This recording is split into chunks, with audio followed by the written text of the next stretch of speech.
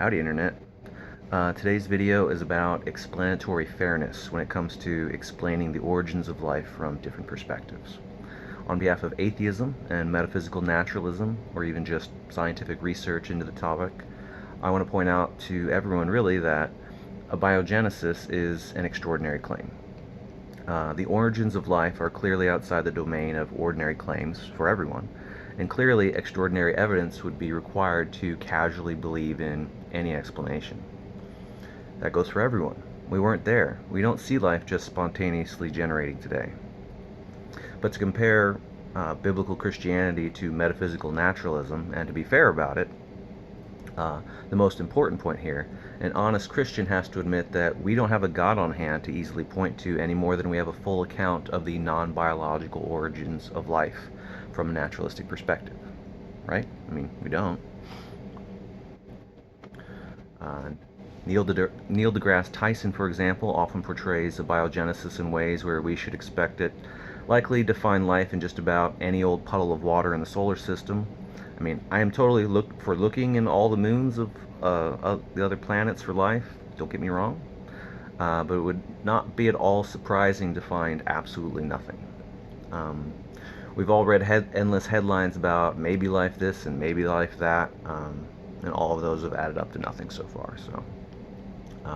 And the truth is, we have no idea what the real odds are, or what ridiculous luck or circumstances it takes to get self-replication going, and that it would keep going for 3.8 billion more years plus. It is a pretty crazy claim when you think about it. And I mean, so we have to consider the range of options for metaphysical naturalism. From a naturalistic point of view, the explanation could end up being anything from, yeah, if you have some water and some heat and chemistry on a moon or planet and given enough time, you'll probably get at least some primitive life. I mean, trillions of galaxies filled with virtually every chemical combination possible surely gives abiogenesis a good opportunity to transpire. But maybe it's still not as likely as that.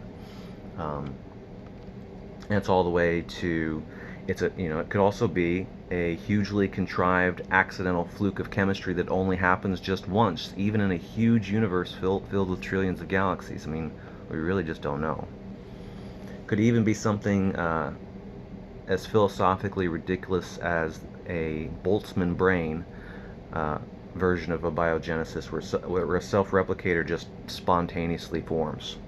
Now, if you're not familiar with the Boltzmann brain, that's a science discussion about the likelihood of a mind, complete with a contrived mental history just spontaneously forming in a vacuum. You can Google that and find out more about it, but we could apply that to a replicator if we absolutely had to.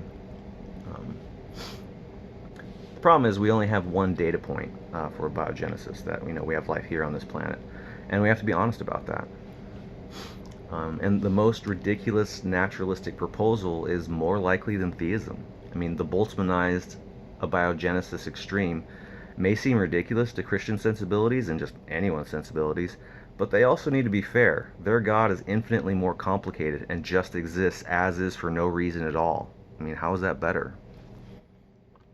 And, all the problems with, God hypotheses. If God is all good, why is there any evil? If God is timeless, how does it think thoughts that require a change in mental states, etc.? We rightly expect proving naturalistic abiogenesis to be a needle in a haystack, but we expect good and loving gods to show up, be obviously real to all, and act like they care. It is worth pointing out that God could easily clarify this debate anytime he wanted to. So, not all speculation is created equal. But an inference to naturalism has precedent. Given Christian metaphysics hasn't been winning the easy-to-demonstrate worldview battles, and given there's an unprecedented worldwide scientific consensus on evolution, it is reasonable to expect some version of naturalistic abiogenesis to pan out eventually. If Bible mythology were true, we could have easily figured out by now that evil witches practice real black magic, that prayers from the right religion to the right God reliably are answered, that prophecy could be an ongoing reality that potently factors into modern politics. There could be actual contests of miracles, like in the Old Testament times between the prophet Elisha and the prophets of Baal. but between modern religions. The DSM could have solid spiritual prescriptions for dealing with demonic possessions and exorcisms. Hospitals could be places of miraculous healings rather than medicine. Resurrections of the dead could be real news instead of hearsay in the tabloids. Talking animals could regularly rebuke sinners.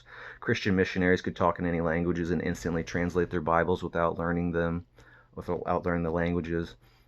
Angels could regularly appear during disasters, just like the fire department. Jesus could appear, give public addresses, denounce nations and false religions. He could glow and fly, etc. Creationism could be science. Flood geology could be modern geology, etc. All of that could have been the case. You could have been born into that world where all of that was precedent. All of that was science, and what everybody believes is the case. But we don't. Christian religion and religion in general has lost all the verifiable debates to science, and it will likely lose any remaining intractable debates as well, even the really hard ones. And research continues as theology eternally stalls out. Research continues to see what the chemical world is capable of from the bottom up, and to see what the simplest possible replicator might be from the top down. Despite some understandable incredulity I shared for a good portion of my young adult life, I have to conclude that no one can be absolutely certain those two worlds can't overlap just enough to get the job done at least once in the right place for abiogenesis to happen in naturalistic terms. And I'll provide a link to one of the most compelling things that I found of self-replicating proteins. The link discusses how scientists have DNA replication machinery and a cell-free gene expression system. So they've just stripped the cell down to just replicating parts. And it's not the whole thing, but it's compelling. It's another step, and there's lots of different research paradigms along these kinds of things that might pan out, but it's not a complete picture yet. So abiogenesis is an extraordinary claim coming from naturalism, but so is theism. Again, be fair. If a Christian or theist wants a complete theory of abiogenesis, it is completely reasonable to expect someone to demand a complete theory of God with just as much extraordinary evidence. Do you have that? No one has either.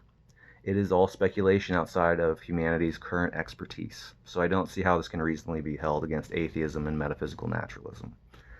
And as I've briefly shown here, despite abiogenesis being the weakest link in the case for metaphysical naturalism, in my opinion, more on that in a little bit, it is on better ground than any God explanation, even if just a little, but arguably by a lot.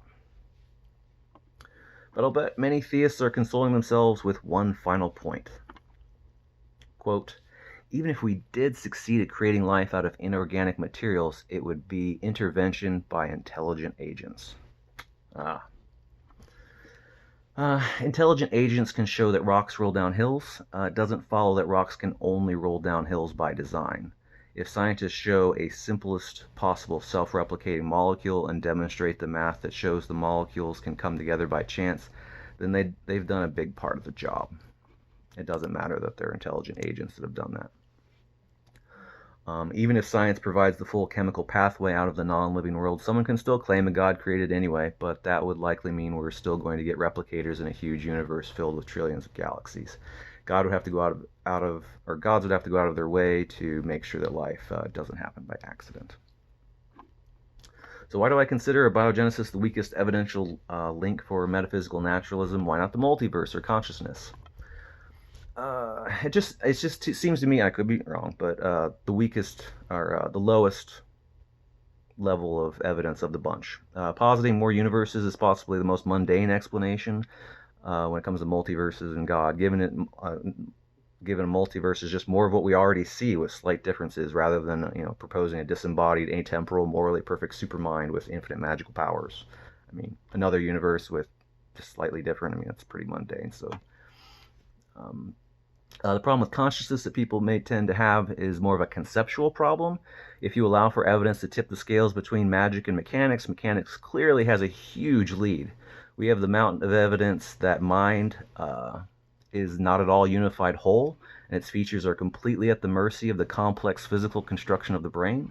None of the traditional claims about souls have panned out, out-of-body experiences, psychic powers, near-death experiences, etc. even though they could have very easily have. The brain could have turned out to be useless stocking stuffer, but instead it's the most complex thing in the known universe, which is pretty odd if magic is doing the job. And computer science serves as pretty hardy proof of concept that the material universe can be constructed in a complex computational terms and do many of the primitive things that minds can do, like navigating the world, making a hypothesis, testing out a hypothesis, updating its world map, and stuff like that. We don't have a qualia machine or instructions for how to make one. We don't have fully analogous AI. We don't have cyborgs so people can swap qualia files and compare their red to somebody else's red. And we don't have the ability to upload people's mental patterns into the internet, but we could easily see a whole lot more of that kind of thing along those lines in the next 50 years. It is feasible abiogenesis research could stall out indefinitely given the needle and a haystackness of it. A self-replicating molecule that keeps replicating for 3.8 billion years, filling the entire planet successfully with trillions of copies, whose replacements eventually transform into birds, people, dolphins, is quite a fantastic feat of engineering, and it has to be able to be assembled by pure chance chemistry. If we didn't know evolution happened, which was also an extraordinary claim historically that needed to be filled in with appropriate levels of evidence, we probably wouldn't have ever guessed abiogenesis would happen despite the obvious vast unknown of what happens in trillions of galaxies of chemical soup shenanigans. So I'm going to cut it off there, and just if you have any questions, leave them in the comments. Love to hear it.